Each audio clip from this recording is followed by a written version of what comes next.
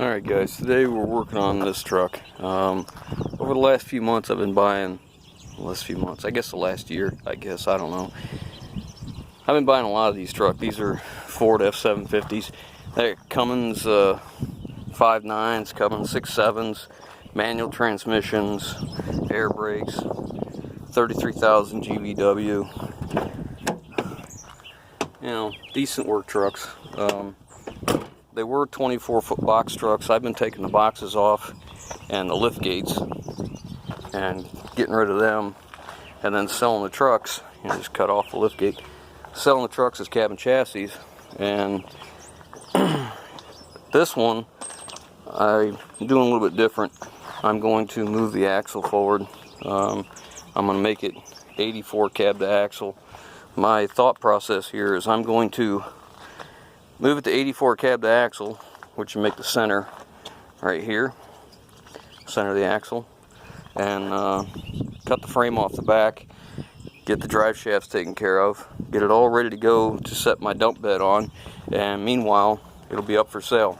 So if someone wants it as an 84 cab to axle and my dump bed doesn't make on it, I'm going to move the next one and I'll do the same thing and it'll be for sale. So the idea is that I'm going to move forward on getting me my dump truck. If this, again, because I sold my cabin chassis from my dump truck, so I'll move forward to do this. If someone buys it, that's fine. If they don't, well then my dump truck comes in. I have to take 102 inches out is what I'm doing. I'm moving that rear axle forward 102 inches. Now I've already started, but this is what I usually do. Take a little paint, go around everything I need so I know what bolt holes I need to transfer. Okay, I've done this before. I've done a video on this before, and I really wasn't going to video this because I've done it several times. But a couple guys were asking what we're up to, and I haven't been videoing stuff because it's the same old thing. We're just doing the same thing over and over again, you know. So I wasn't going to video it, but they asked, so that's what we're going to do. So next step is I got to drop the drive shaft. See that special tool right there? That's a 12-point socket on one end, made into an extension so you can get into the straps here and the straps here, and the extension's already there because it's real tough the way the angle is. So that's what I'm gonna do next. I'm gonna take this drive shaft out piece by piece because it's much easier, and then I'm gonna take this carrier loose. So I'll take the rear one loose first. Get this one out because we have to reuse this. This is the one that's got the slip yoke. I got my driveway creeper out here. I'm gonna start working on getting this back drive shaft out. And we got to take these loose too, because when we're done, we need to make sure we get our drive shaft perfectly straight from transmission to differential. So let's get at it. All right, so the frame's stripped. Got the brackets all off.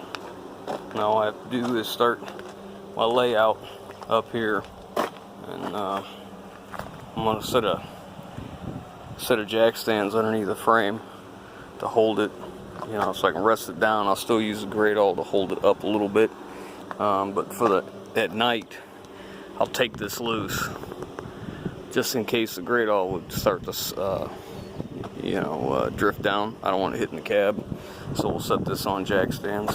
So we'll get on that right now, and then we can get to moving everything. For those who haven't seen it, this is how I do my measurements. I put the bolt the same size as what we're using. I smash an end of 3/4 inch conduit that's 10 foot long. I drill a hole in it, tighten that up real tight, come down here, the distance that we need to shorten it up, you can see I've used this before. Drill a hole, I put a pencil in here. So all I have to do is transfer my marks. I put it in here, come down here, and I just make a mark, and it'll make the mark the same every single time, and everything is exactly perfect. Next step is to measure down. Lay that over here so I don't break it. Next I take a tape measure, I'll hook it on here, come over, measure the centers of these. I take a tape measure, I put painter's tape on the tape measure, and I mark the centers on the tape, and then I just come up here and transfer one by one. It's pretty simple. That's front leaf spring, that's anti-lock brake module, that's bump stop, shock, rear leaf spring. Pretty simple. And then we get to drilling. Okay, so here's my tape measure. I don't know if it's going to show up at all. F is for front, R is for rear, ABS is obvious. Pretty simple. B, as you see on that side, is for bump stop. So then all I do is hang it on here. Just hard to do one-handed. I probably can't do, but anyways, I bring it around like this and then mark it. See, everything has a cross line. So now I'll center punch all this, so if something happens, my tape comes loose or whatever, I'm still covered. So I'll center punch it and we'll get ready to start drilling. Alright, so the suspension's all drilled, moved forward, bolted back together. I went ahead and remounted drilled all the holes for the 2 ABS modules. This valve here, all my air lines are hooked back up. It's pretty simple. It's one nice thing about air brakes. It's very, very simple to move and hook back up. This is the electric line to the rear. I'm probably going to, this has wheel speed sensors in it, and this connector right here. So we're just going to plug it in. I'll take all the extra and I'll like run it back and forth and zip tie it right here. I don't want to cut it. And next is the drive shaft. So I have to do that next. I'll go off the transmission to the differential, and I'm going to have to get a 4-inch 90 turnout for here so my exhaust doesn't dump on this brake chamber right here. I cut off 12 feet of frame. I used a partner saw to cut that off so I could get a nice straight and square cut. Makes it very nice. And like I said, we're gonna put this truck up for sale. As we're doing this, if it gets sold before we get to the dump bed, fine. If it doesn't, then this is gonna be my new dump truck. So that's it. That's it for now. I'll do the drive shaft next. So putting the drive shaft back in, what I like to do is use a string, get it in the center of this yoke, and go down the drive shaft to that yoke in the center of it, and make sure that we're in line, because what we don't want is this to be up or down and pitch. We want it to be a nice straight line so that there's only one angle right here at the yoke on the back of the transmission, and it matches the one on the differential. So we want this drive shaft to be in a straight line. So now we got that, we're going to measure for our rear drive shaft. Alright, so now this is fixed. Suspension moves up and down, so this little bitty drive shaft's got to have a slip yoke in it so that when the suspension goes up and down it can move. Otherwise it would just break the back of the transmission. So when we measure for our drive shaft, we measure from yoke face to yoke face, right here. That's, what do I call it, 30 on the nose because it's close enough. And to the bottom, that's 30 and 1/8, so 30 is good. 30 would be good. And then we'll make sure this is our drive shaft. Like I was saying, it needs to be in a straight line. It may not be, you know, this might be here and this one's on an angle. That's okay, as long as this and the transmission is the same and our drive shaft is in one line. If this drive shaft's not in a straight line, you'll tend to get a vibration. Like if this was up and the drive shaft had to break down like this, you could get a vibration right there. So this plate is how we achieved this, because this drive shaft was 3 inches higher. So what we did is we took and measured, we took our straight line through here with a string to see how much we needed to drop it, and then we just changed this out to one of the others, which happened to be the very farthest drop plate for the carrier bearing. So that's all done. We got our measurement for our drive shaft. We're ready to take it in. We'll get it cut, and then we're done with this part. So let's go take our drive shaft in.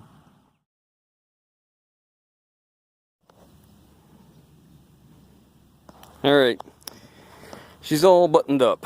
I picked up my drive shaft today and got it in. It is shortened and balanced. So it's all in. We've gone on a test drive. Goes down the road real well. If you remember right, I had some white paint around here. I just took some spray paint and just touched that up just to get the white paint covered up is all. I was going to show Doug this. He'll get a chuckle out of this. I took 12 foot of frame off this when we moved this forward, and I had to cut that off. And it's kind of funny to Doug, because Doug knows what it is. I use a partner saw with a abrasive wheel. It's not factory quality, but it's pretty good and square. Nice and square here and square here. Do the same thing on this side. But it's all in, done. I had to shorten up that turnout because it was too close to the brake chamber, so I took that one that was on it off, put the smaller one on. Only thing left to do is I forgot about this. I'm gonna hook this skid steer and see if I can pull this forward because they bent that. Here's some of the chunks that drill was cutting when I was drilling that frame. That was some serious cutting right there. It was doing very well. And my wife's got the interior all done up. We've touched up the tank. This is actually bed liner.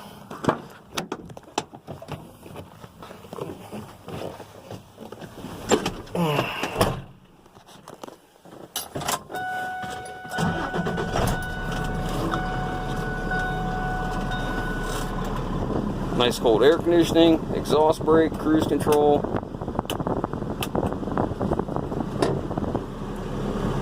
Got this. They had a I can't remember what it was called.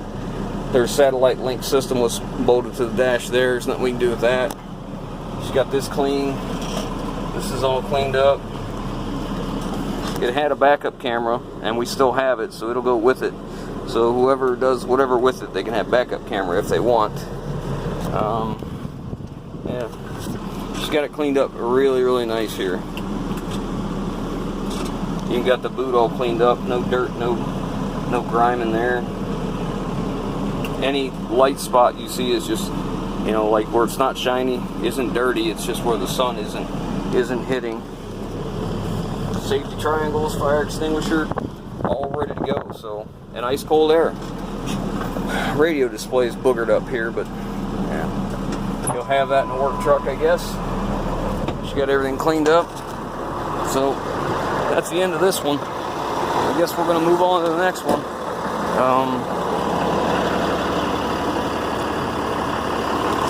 Like I said, I'm not sure what the next one will be, but I've got, I don't know, 3 or 4 of these here.